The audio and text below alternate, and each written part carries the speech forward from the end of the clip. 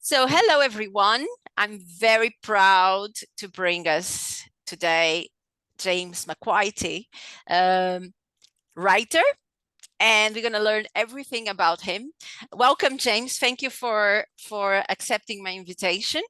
And I would love for you first to introduce yourself, present yourself, and tell a little bit about yourself.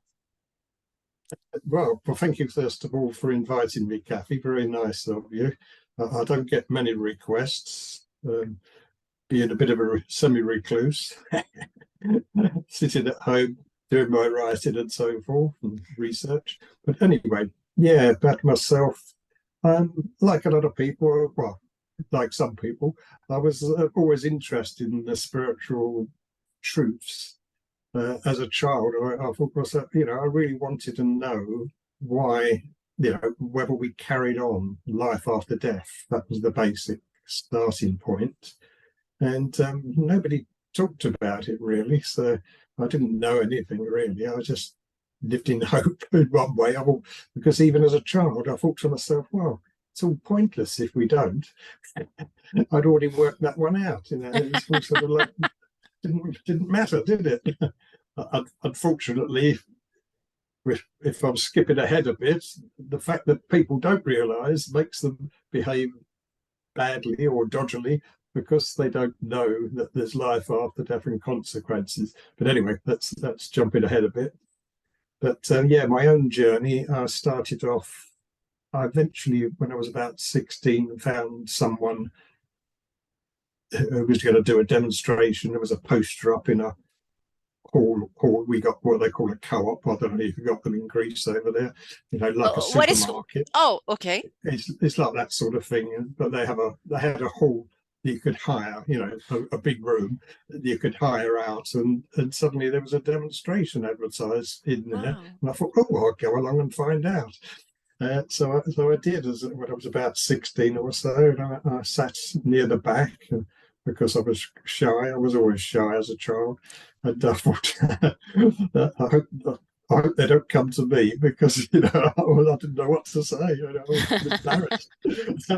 But anyway, there was a really top medium called Jessie Nason, who was so famous, she eventually demonstrated in places like the Royal Albert Hall. She was that good. Yeah, and she was, I think she was the first medium on TV in the UK. Oh, what year was that? Oh, it would have been back in the 60s, 1960s, a long while back. Yeah, I was born in 1950, so when I first started that initial research, it would have been about 1966 or so, 1967 maybe. So from there, I didn't really discover much more because I didn't go again. I didn't know whether they had more meetings or not. But I thought, well, I know the truth now because it was so overwhelmingly accurate. She was. She went to people and gave them 100% clear messages. Probably got around about 15 people. So fortunately, the meeting finished before she could get to me. Fortunately.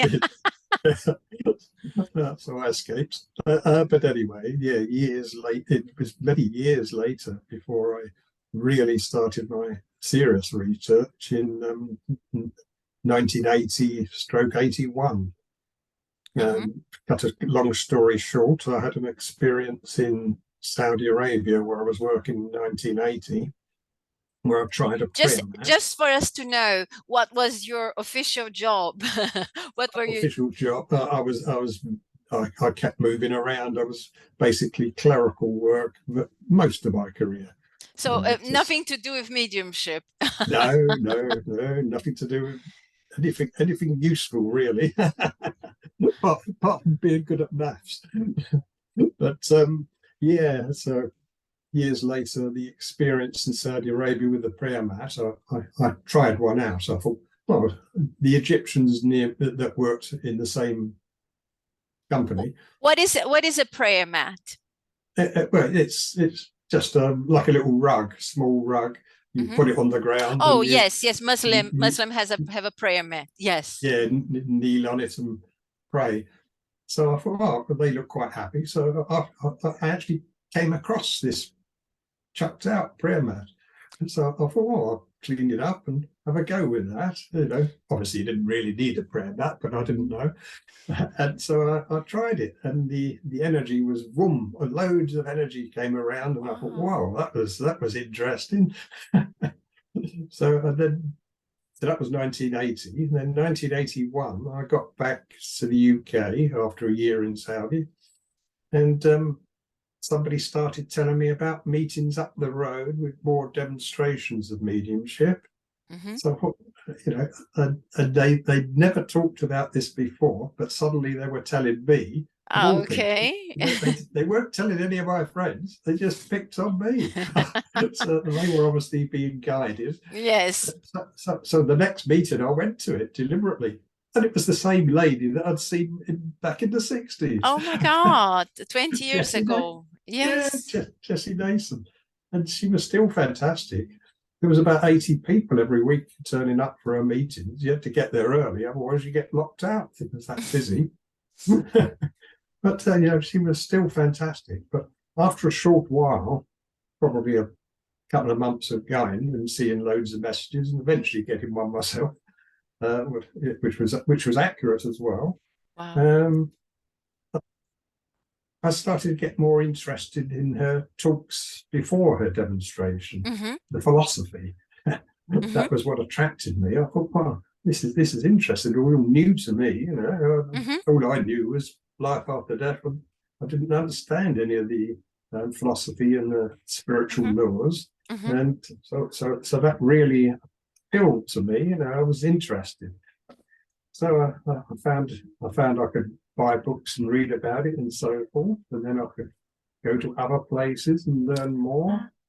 To other mediums, you mean? You start watching other mediums speak up. Well, I discovered there were other venues like spiritualist churches and Okay. centres. I didn't know they existed. Nobody ever told me. I'd never stumbled across any. So often they're hidden away in back streets. And unless you know, who's gonna suddenly, well, you're not gonna, if nobody tells you, you don't see a poster up or something. Now we got internet, you know, it's much easier, but in the old days, unless you saw an advert in a newspaper or something, how are you going to know? You just don't know it exists. Yes. But when I discovered those, I started going along to some of those and discovering lots more different mediums and so forth, and then sitting in a circle, as they call it. Yes. Which is with other people with a developed medium, and trying to have a go myself and things like that. And before we continue, because this video I'm gonna also transmit for people who don't know much, they're not only British, they're American or they're Greek who speak English. Let us speak a little bit. Let's do a parenthesis. We go back to the story afterwards. What is spiritualism, and what is the difference between spiritism and spiritualism? Because I grew up in Brazil, which had a very strong influence by Kardec, you know, and we used to say in Brazil when I was young, spiritism, and also all of a sudden it was spiritualism. So do you know why they changed the name, and what is spiritualism really? Just give a brief explanation so people who don't know anything about it can understand. Thank you. Yeah, well, it's sort of like two branches of the same teachings, but not quite.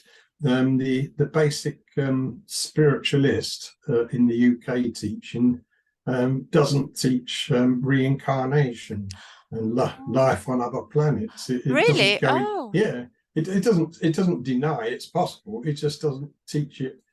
They have 7 principles, and life on other planets and reincarnation isn't mentioned. Okay, I didn't know that. No, but with spiritism, which if I was to give myself a label, I'd be a spiritist. Like your one in Brazil and Allan Kardec. I've read the Spirits book, fantastic book, and I believe and understand and know perfectly well that there's life on other planets, and even more so at the moment they're visiting the Earth. And, well, they have been right from the very beginnings. Okay. If you go into other philosophy like White Eagle, even he teaches that they call them the God men, came to Earth to seed life on Earth. You know, you can learn an awful lot in the philosophy. Yeah, so the difference is mostly reincarnation, therefore karma, and but the karma isn't really embraced so much by spiritualism. It's they do say cause and effect, so that is really their way of wording it. I suppose the karma, of course, is an Eastern word from Sanskrit. Yes. So, but yeah, so the spiritist goes much further. It's much more universal rather than just the main thing about spiritualist, yeah, is to teach life after death. That's their main. I understand. Thing rather. They do have the philosophy, the philosophy of silver birch and so forth, and more besides. But started off with silver birch, which was very good, and some of that touched on reincarnation. Yes. Which was quite ironic, really, since they didn't teach reincarnation particularly. Well, we cannot censor spirits, so. No, in the SNU, the Spiritualist National Union, didn't teach reincarnation, yet the main book they published did teach it. Well.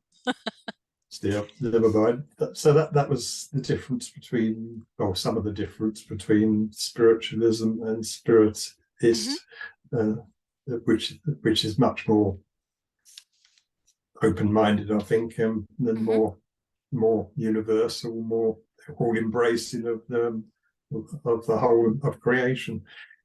And so, where do you want me to carry on now with the?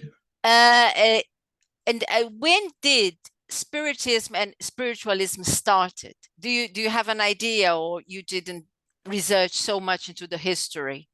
Well, I did some. The main spiritualist, as it's called, it's meant to have its origins about 1846 or something like that. From America, it sprang up. From America, not from the UK. From America. No, it was what they call them, the Fox sisters. If anybody ever wants to research, they started getting communication in their house in, I think it was Hydesville, New York State, and they were getting a series of raps, like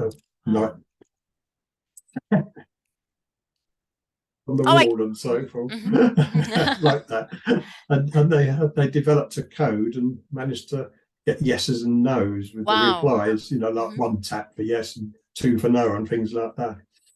And so eventually they established that there was somebody who'd been murdered in the house years earlier, who was buried in the cellar. Strangely, nobody went and dug up the cellar or whatever. I think it was the cellar rather than the wall. But until after the time of the Fox sisters, then they did excavate, and the body was there. Well, the skeletal remains. So that was evidence. But anyway, that sprang up communication with the spirit world, which eventually developed into mediums that came to the UK and started teaching people. There were whether there were already some unofficially doing similar work in the UK, I'm not sure. There may well have been, because spirit never deserts us. They were always around. So they're always here. Yeah, so there may have been some people, but sort of privately doing it, like in like an old granny reads the tea leaves for everyone and gets little hunches and messages and say, oh, I don't think I'd do that, or whatever, So there were probably lots of mediums, but maybe not called mediums in the UK from the old days. And eventually, when the American lady first came over and started demonstrating, I think her name was something like Hayden or something, Mrs. Hayden or something like that. And anyway, it doesn't really matter. It sprung up. People started having a go themselves and developing all sorts in the Victorian times. Some fantastic phenomena. They used to call it table tilting, where people would sit around. I've tried it myself as well in groups. you put your hands on a table as a group, and the energy, you don't hold it underneath. I mean, that would be quite cheating. On top, you just put your hands on top, and yet after a while, the table would start floating up, levitating. Mm-hmm.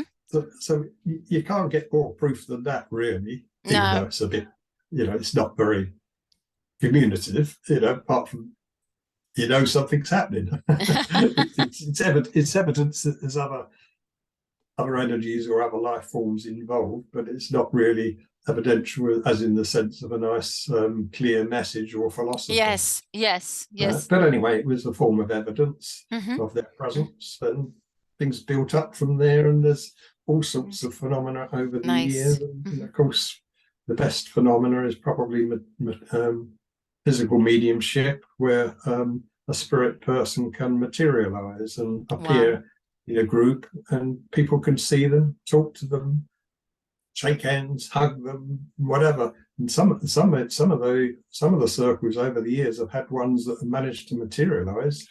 Have you seen them? Have you seen them? No, I've never seen them. I went in a circle once like that for physical, but it was 100% in the dark, so I felt them, but I couldn't see them. Oh, you felt them. Amazing. Yeah, like they were touching you. Yeah, they went round touching everyone. Oh wow. Wow, And very I'm nice. I'm sure it was genuine. They also lifted tables and things like that and moved Which them medium around. was this one? Oh, I can't remember the name. It was a lady. Oh, okay. This was in Oxford in England 15, 20 years ago. I can't remember. In the 80s that you said when you came back to England and you start going to circles, right? Yeah. Well, yeah, I started going to sitting in a circle, and the main thing I was developing was healing.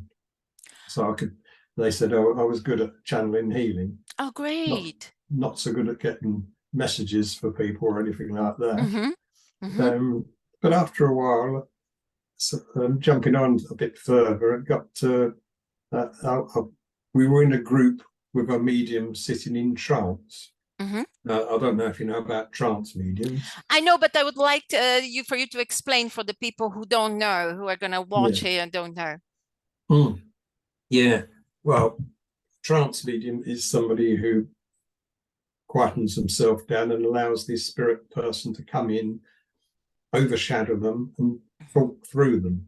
Mm-hmm. So their own human personality is sort of steps aside, sometimes goes off somewhere completely different and doesn't know anything of what's going on. Happening.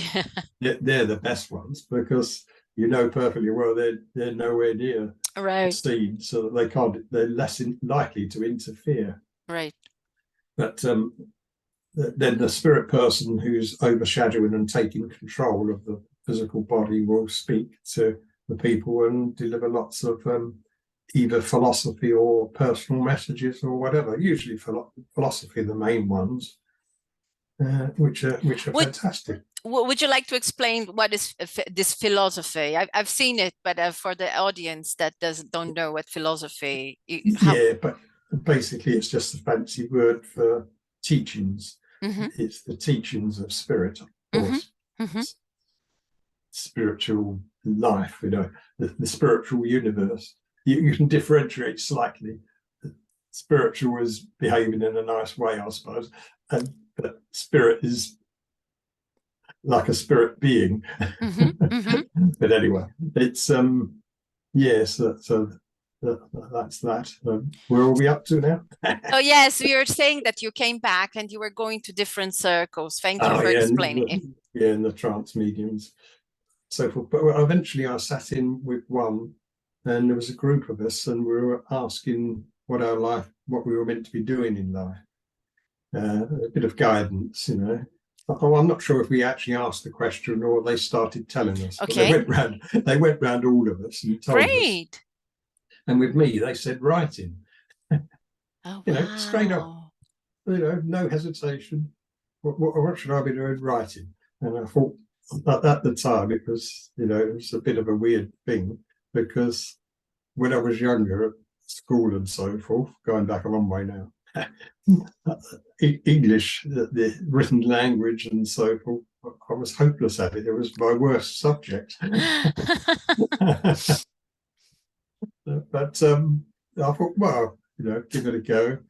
And things built up over the years. I did. They did tell me that they would help, which they obviously have done over the years. And I tried that out one night because I'd heard about people receiving things while in sleep state or in a relaxed state.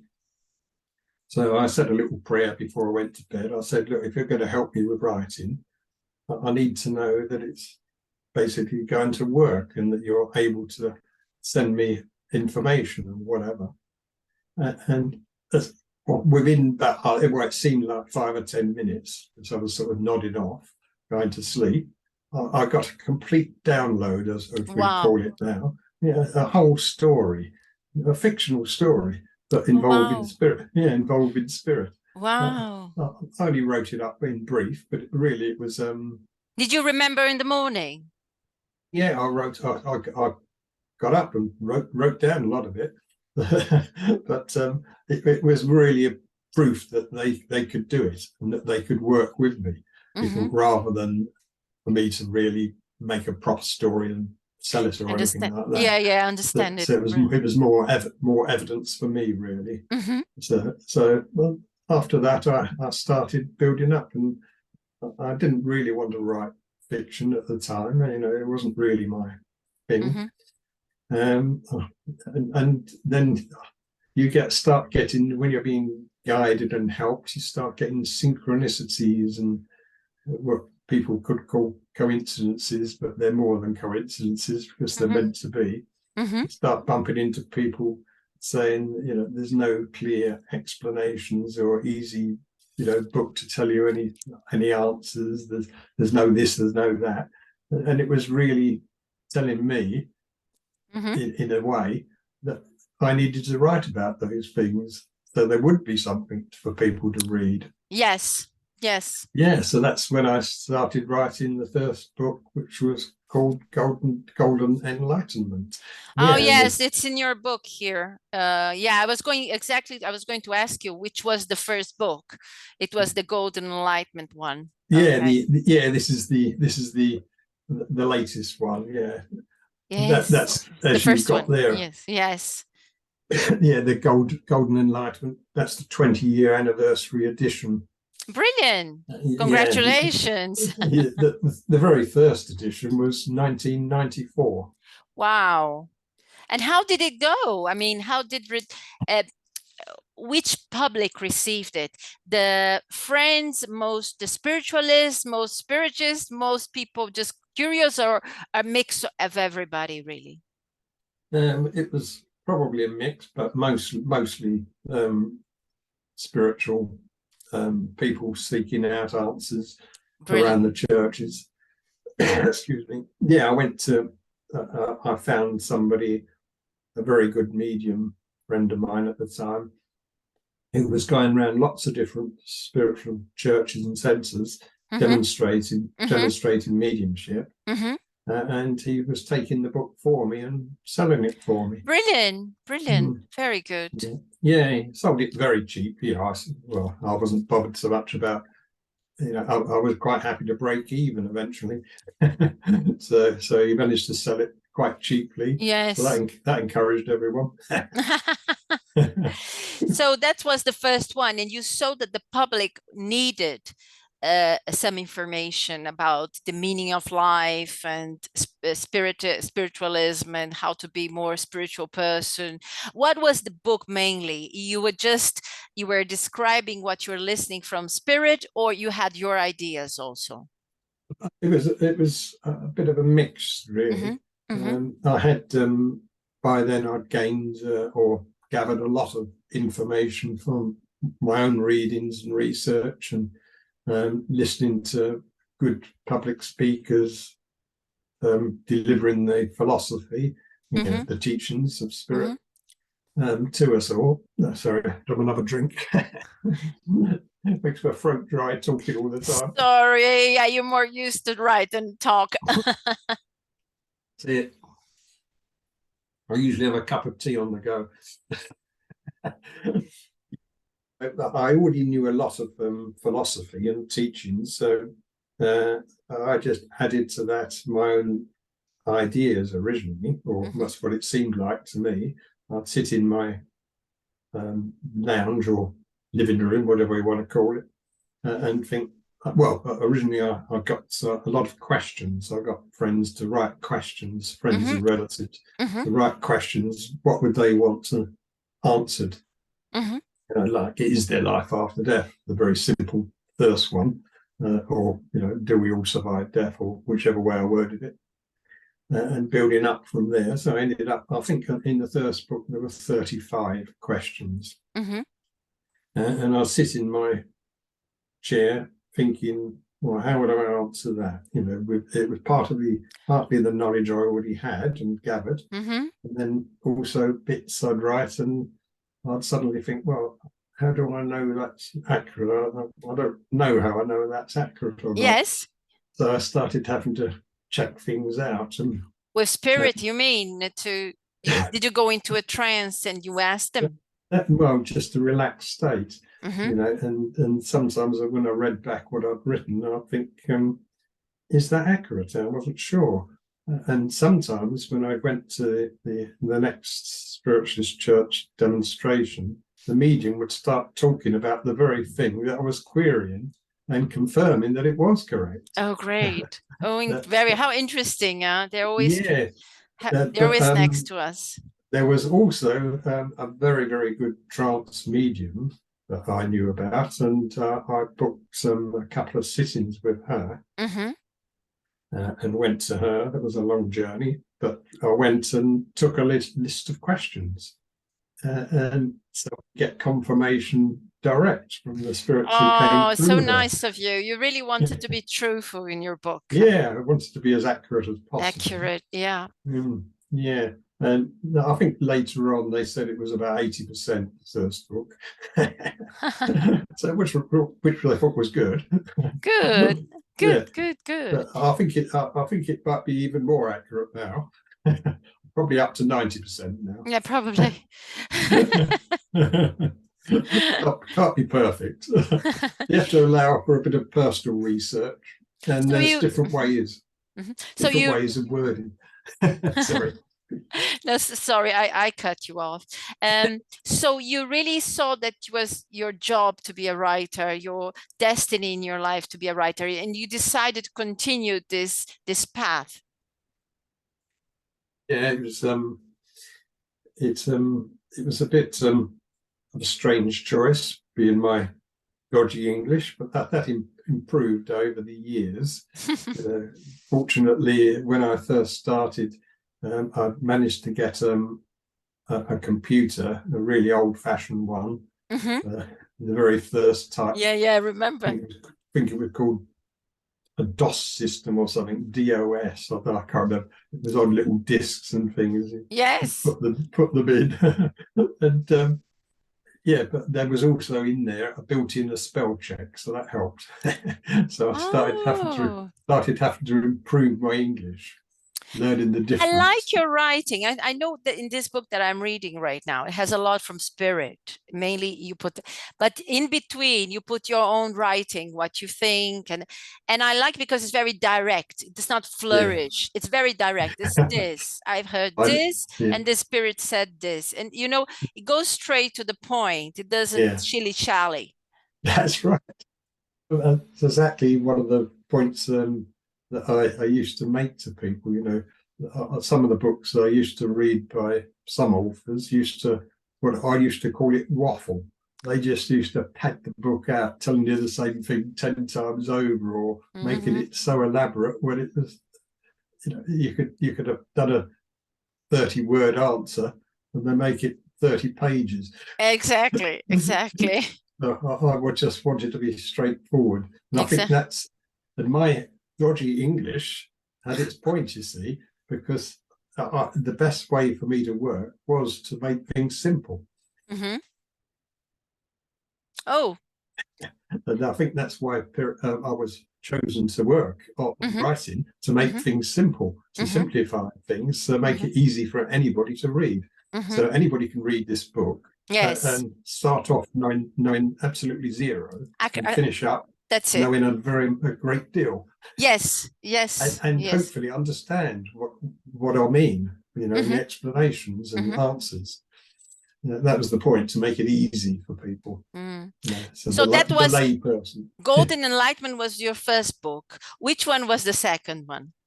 The second one was really one that was published in America, called that's no longer in print. It was called Religion, Man's Insult to God. Religion? Now, say it again. It was originally called Religion, Man's Insult to God. Insult to God. Wow. Yeah, it was a good title. I think the publishers liked the title more than the content. But it was published, but unfortunately it was a proper publisher, and they weren't very good at marketing. Never mind. And which year was this? Oh, I think that was probably it's still in the 1980s, late 80s, probably 88, 89, something like that.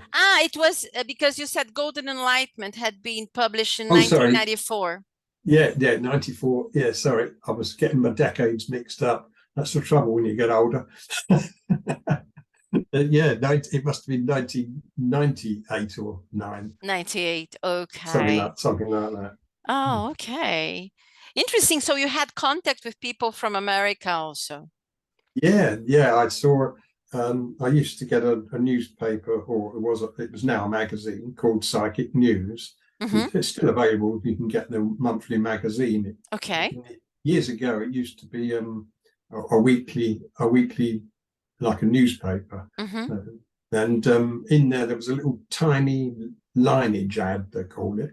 A little small advert asking for manuscripts to publish in America. I see. That's great. So I already had the Golden Enlightenment one, and I also had I'd already been started working on the religion one.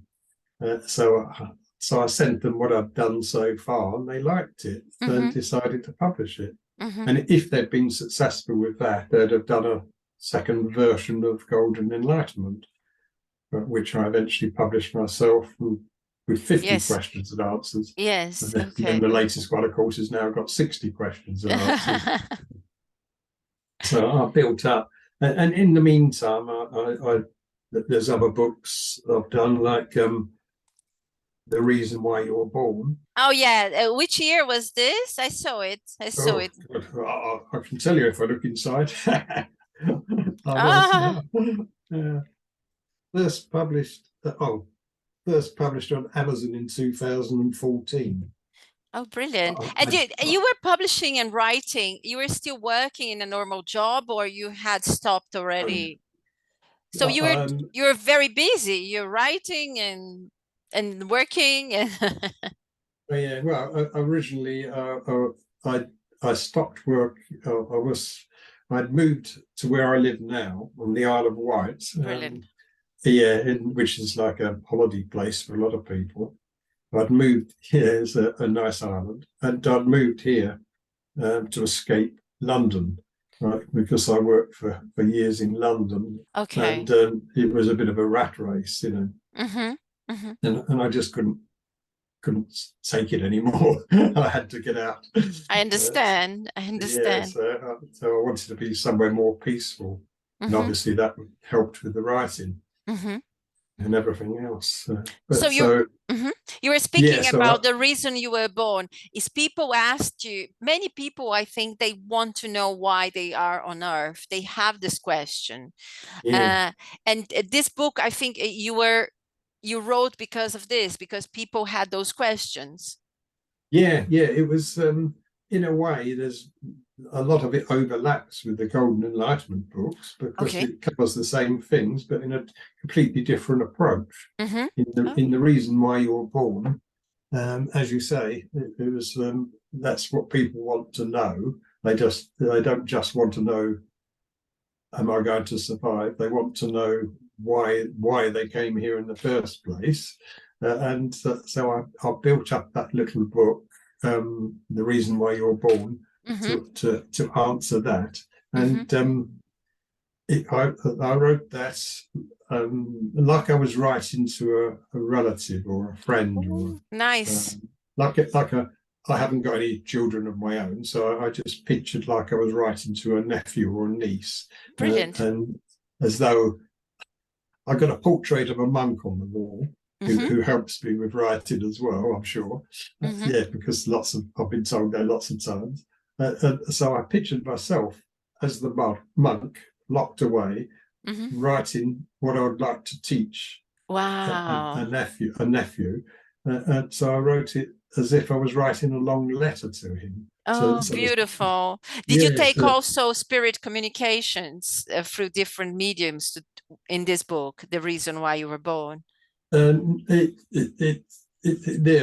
philosophy would be incorporated, but it doesn't. I don't think it names any particular mediums. There might be a few. There might be a few quotes from other people in there where it suited the narrative. I guess you watch so much philosophy too now that you have a bank of knowledge that was given to you through other mediums or through spirit guides to you, isn't it? Yeah, it builds up, and sometimes they get jumbled. Which came first, not the chicken or the egg, but was it your own idea, or was it from spirit, or was it something you heard, or was it something you read? But that takes you on to discernment. You have to discern what's real and what feels right to you inside. Like in this day and age, especially, what feels right for you. Exactly. And what is somebody else saying that they might think it's true, but it may not be true. Exactly. Yes. Depends on what we're talking about as well. But in spirit philosophy, it holds true in that as well, because there are some funny opinions floated around over the years. There used to be a writer in the old psychic news who used to write in and say, "Oh, God's an alien in a spaceship." This is interesting that you mentioned this now, because we know that when you do mediumship work, trans mediumship, and you're talking to people about their relatives, they can confirm or not. But when you're doing philosophy, there's always the danger of you're putting too much of your own mental ideas and states. So it's harder to discern if this is really from spirit or is from the medium that thinks like this. Yeah, precisely. Yeah, that's why you need the discernment, and you need it. It helps greatly if you can find some good trance mediums or others who can confirm. If you get the same, if you get 10 different ones, say, or even 2 or 3, all saying exactly the same. Exactly. Then there's a good chance that that's accurate information, especially if they're doing independently of each other. The information then is much more reliable. You can be trusted more, I think. Whereas if you're, if you hear it from one, and you think, oh, they're wonderful, everything they say must be right. you might be in for a shock somewhere down the line. Yes. You also wrote a book called Escape from Hell, which surprised me, because in spiritualism we learned that when we die we go from the life review, but then we go to healing, and it's a wonderful place. And then you say escape from hell. What does he mean, escape from hell? Does hell exist? I read a little bit of the resume, and they said, oh, really? Tell me, how did you get this idea for this book? And does hell exist? Yeah, well, then the title was the best I could come up with to be descriptive and perhaps appeal to a few people. But from the real truth or understanding that would be better portray things, but to say there's no literal hell. What there are lower realms, lower levels of spirit life, where people who have done terrible things often end up. They end up getting drawn down to those lower vibrations, as we call them. It gets we could get complicated on that, on different levels of vibration. Yes, yes, no, that's fine. That's fine. Yeah, you Frequencies. Yeah, frequency or vibration, rate of vibration. You can be on a low one, or you can be on a high one. You know, if you're going up to spirit teachers or very high masters, as a lot of people call them, like Jesus and Buddha and so forth, you're extremely high. But would these people have healing and have a chance to think it over, even in this lower vibration? Oh yeah, definitely. Yeah. It's all covered in that Escape from Hell book. I found, talking about corroborative information, I think that's probably the version where I got the quotes from other people, other authors, other spirit communications that also say about the lower realms, and some call them hell and some don't. But nobody's stuck there forever. You can escape from hell by changing, basically, instead of being a nasty person who's murdered instead people. of continuing with your own ideas. And instead of, there's people being quoted that are still stuck in their own minds in lower realms that come from the Middle Ages and the Spanish Inquisition. Wow, things like that. This is very interesting. Yeah, who would like to be torturing people on Earth. But it's only when they start thinking different and thinking, oh, maybe I shouldn't have done that, that spirits from higher dimensions or frequencies can come and help them, encourage them to change their way of looking at things and behaving, and then they can progress up through the different realms, and as the title says, escape from hell, or escape from the lower levels. I understand. It's not escape, but it's elevation, ascension. Yeah, that's ascension. Right. Yeah. Who is Antonio? Is a spirit that spoke through a medium, or he spoke through you? Yeah. No, that was the fictional version. It's a fiction. Okay. The last part is based on a manuscript from a Victorian manuscript, A Wander in the Spirit Land, I think it was called. I read that book, and it was very elaborate. Went into vast detail. Really? How did you find this manuscript? It's I think you can still get it online free, but it's so many hundred pages, very long, and it's also got information in there that doesn't quite sit right with me and gel quite right, and in some cases we can go back to the word waffle. It goes into avenues that not really. Waffling have existed for many centuries. Yeah, it's like that. It's probably not meant to be that, but it's dealing with things that people don't really need to know.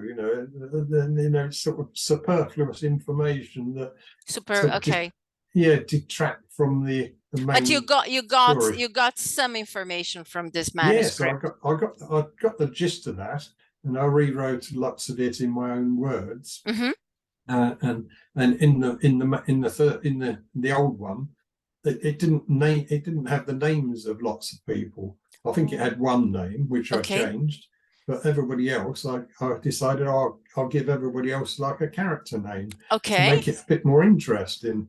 So that's a fictionalized, but it's fictionalized version based on a real true story, true stories, true spirit communication. Wow. What's the name of this manuscript? I think it's mentioned in the early part of the book. I'm just reading from here. I just have one of your books. Yeah. Oh yeah. I'll hold on a moment. Escape from Hell. The book describes in detail a number of the lower planes in the spirit world and the horrible things that inhabit this dark fire and these small realms. There's a wake-up call. I'd forgotten I'd put it here.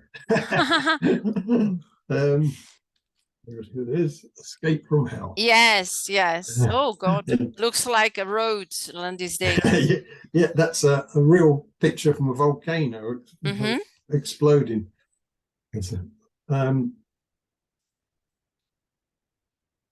Yeah, here it is. A wanderer in the spirit's lands. Wow. Wanderer. Yeah. Yeah, so In the good. spirit. Wow. Yeah, so this was first published 2019. Oh, congratulations. Oh, 2019. I see. Yeah.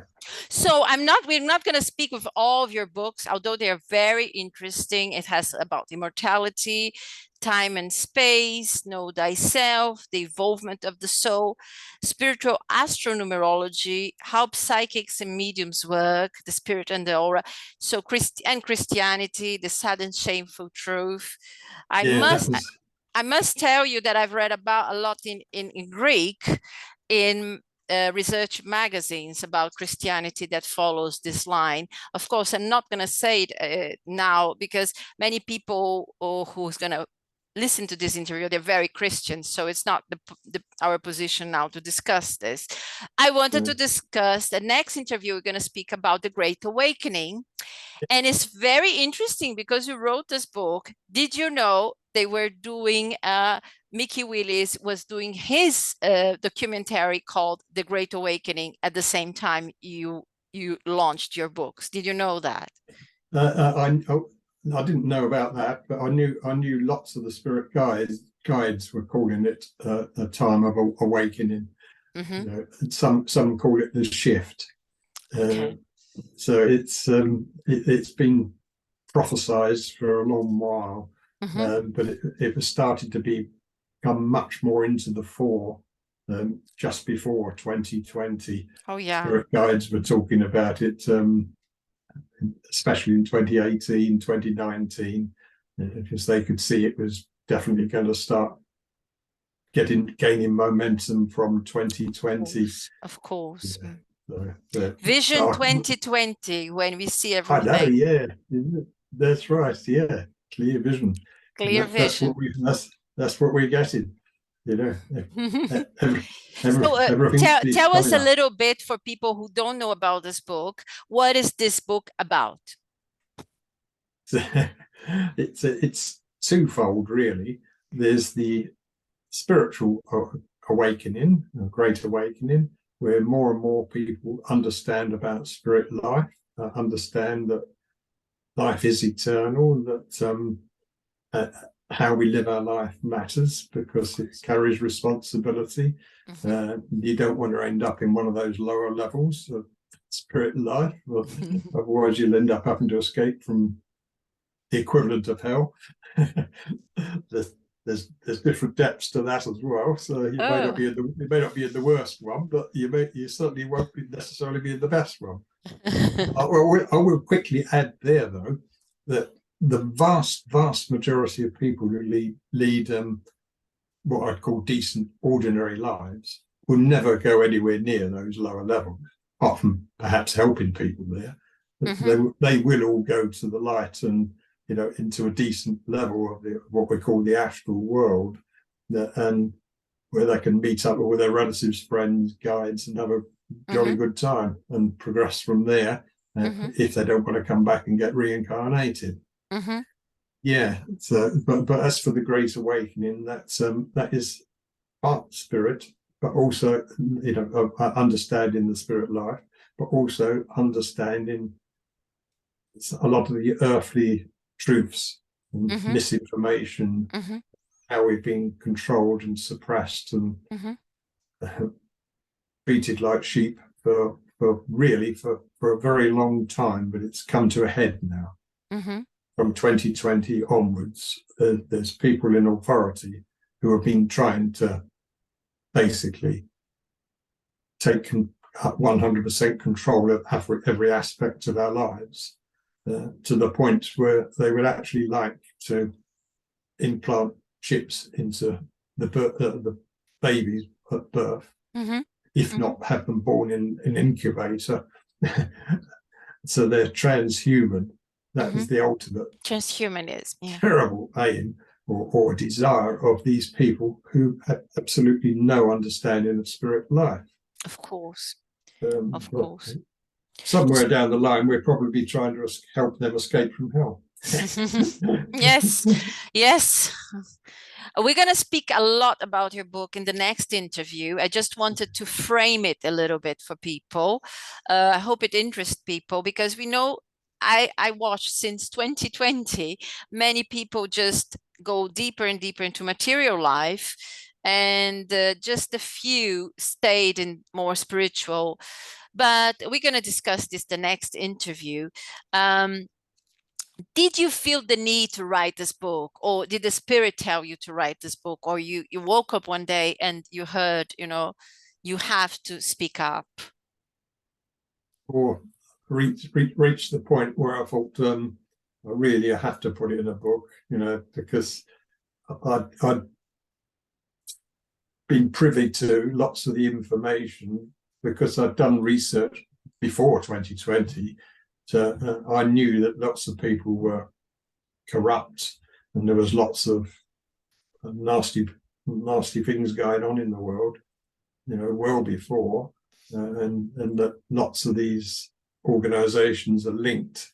They might think, oh, there's a nice charity here, there's a nice, there's a nice, good, generous supporter of this, that, and the other, but they're linked, and they're not working for the benefit of people. No, they're not. I knew that perfectly well right from the start. But then we started finding it in spirit messages, with the Great Awakening, telling us that everything had to be revealed, all the darkness, as it were. It had to be revealed so it could be cleared. Basically, to dismantle the old and build the new earth for the people who want to see. Yeah. So first of all, all I did was share things on Facebook and things like that. I didn't really desire initially to put it into a book, but then all this information was getting fragmented and lost. People were forgetting what was said, a few months earlier. Yes. Either about the dark side or the light side.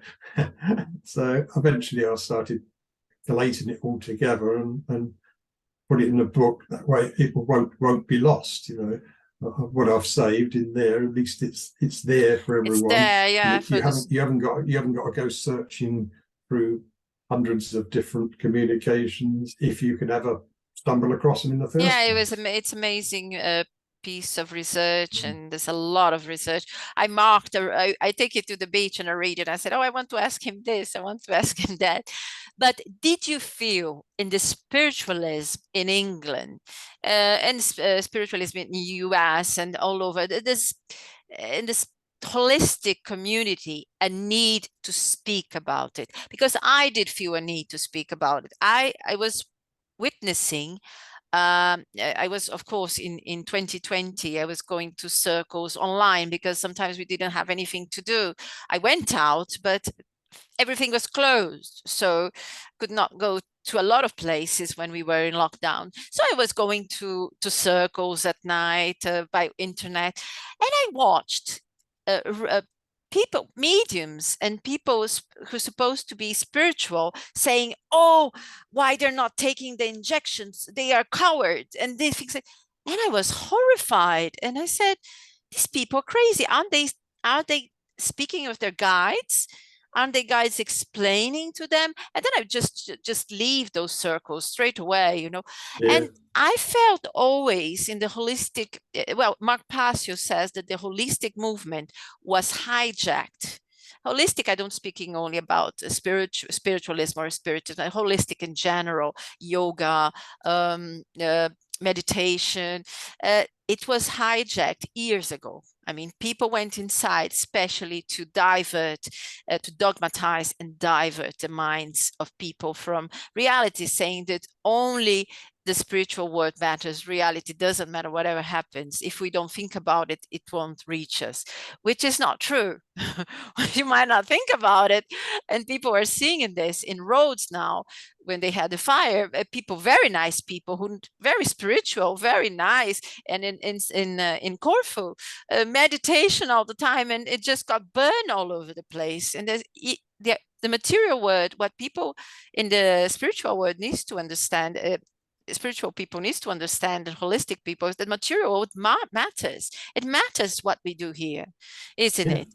Did you feel this need to write also for the holistic and spiritualist societies? Yeah, well, yeah, it's funny you mentioned that. One of the things that I found as well, that there were, as you say, far too many supposedly well-developed mediums who weren't realizing that they were being duped and lied to. There were those trying to tell them, and we'd share messages with them, and sometimes, like you say, they'd ignore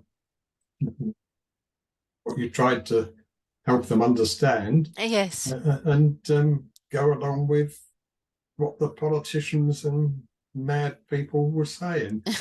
And so that was another reason for writing the book. Yes, I wanted to reach more so they could understand that there were lots of spirit guides telling the truth and saying, blowing the whistle, as it were, on the corruption, and that really they shouldn't be cooperating with it. Mm-hmm. Mm-hmm. They should stand in their own sovereignty and say no and not comply with agendas that made no sense and weren't for the good of people. It was all to do with power and control, and taking authority over people. Of course. Comes back to the discernment thing. Mm-hmm. That's the thing. People need to have discernment. Discern. To look through things, question things, to get to know, say, am I being told the truth? To understand that not everybody is honest. The trouble is with us people who try to be honest or are honest, we think everybody's, or the majority of people are honest, or they're just making a mistake. Yes. They're not making mistakes, they're doing things deliberately. In most cases. Yes. Yes. So yeah, part of I did find that, and that was what I was trying to reach a lot of the people in the spiritual movement, because I did find people like some healers and so forth going along with the agenda and basically turning into semi-fascists themselves, which didn't suit me.